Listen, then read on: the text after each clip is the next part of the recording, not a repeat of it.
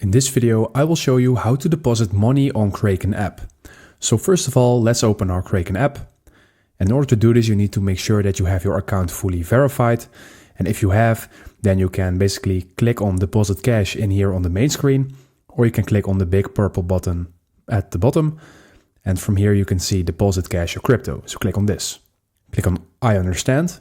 And in here, you can select what you want to deposit. And I want to deposit euro, but you can select any other currency in here. Right now, you can select the method of deposit, and you can select a bank transfer, PayPal, or a manual bank transfer. And PayPal will be near instant, so I'm going with PayPal. So right now, I need to connect to my PayPal account. So after you linked your PayPal account, you can enter the amount you want to deposit. And let's say you want to deposit 5 euros, then enter 5 and click on Review. So in here, you can see the fees that are being applied on this transfer. And if you are okay with everything, then you are going to swipe this to deposit.